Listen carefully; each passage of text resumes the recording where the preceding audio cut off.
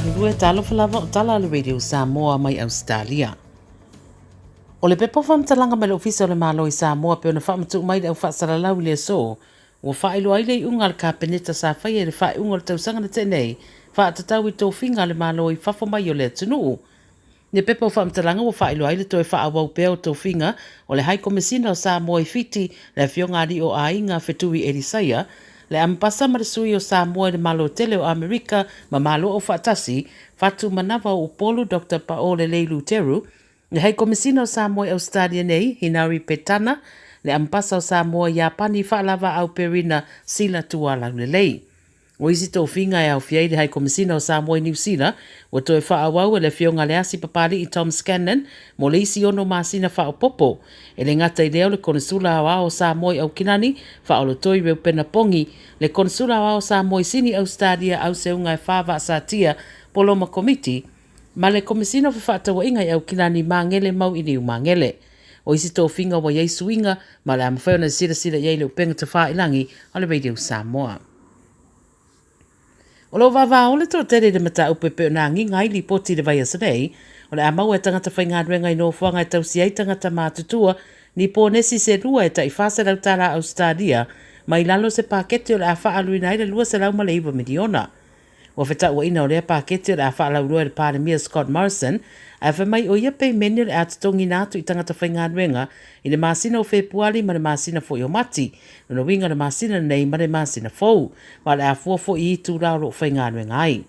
O i rātou e anga waamole nei pō nesi o i rātou whaingaruenga i no whanga o tausi ai tangata mātutua, whape fo i a inga, tangata whaingaruenga kilingi ma ngā seseino o tau mawhai no whanga e tausi ai tangata mātutua e whaatupere malo. Fina ura vanga wha o whaile leipa, o whainga ia ale malo, o whainga uma e wha apere ai tangata, a wa walata le whainga palota.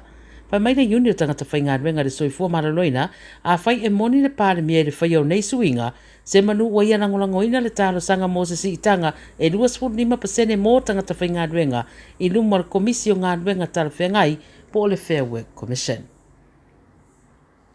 O le BA2 subvariant of Omicron, po o le son of Omicron, atari i o le Omicron e peona whaingoa i fo i nisi, o se isi vaenga o le variant o le Omicron lewa pepesi tere nei le larangi, wa whaelo mai se suenga sa whaia le atunu o Denmark, e siri ato na whaingofia na pepesi nei lo le BA1, le Omicron, ma le ama whai fo i na awhiaitangata ua mai o na whaia tuipui.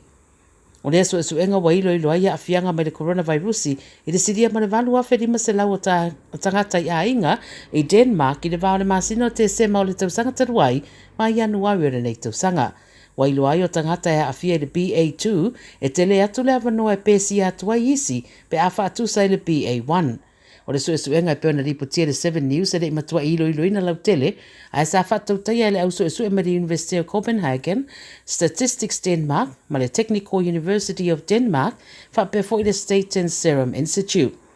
Whaero fo i le ripoti wa yei cases o le tu a inga leo le BA2 wa whamawina i Amerika, Britannia, Sweden, Norway, a te tele atu i Denmark. O Ausetalia fo i wa iai ua ta ua nisi se teimi wa sola, wa o mai le subvariant le le tunu. I le suenga lava fo i lea mai Denmark o lo ta uai, e ta ua tele lava le whaia o tui pui, o na e sidi atu le pui o le tangata ua whaia tui pui, na i no le tangata ele i whaia se tui.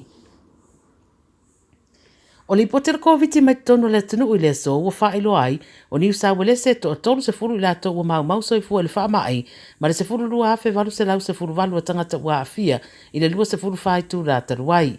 I Victoria ua wha mawina e tolu su wha tangata maadiriu, ma le se furu tasi afe tolu se lau se furu tasi o cases forward COVID.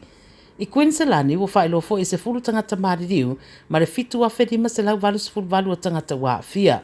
Ele o yeise soifua mau le ACT ai lima se lau luas fururua tangata wa afia, whapena fo i Tasmania le ise tasi wa maliu ai ono se lau ono se furuiva tangata afia.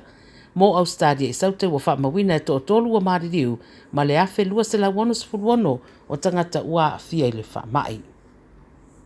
Tala muli o se tasi i alo i longa o le Pasifika i le whaangatama o le lakapi tau tai kefu, o le a avea mawhaia onga le au lakapi tonga o le awhetaui ma le Queensland Reds, e se ta alonga ua whaia whaapitoa mo le sa ilio se fesosoani tau tupe, mo le moto tonga a wame ua whaaleanga ina le tsunami ma le maunga mu.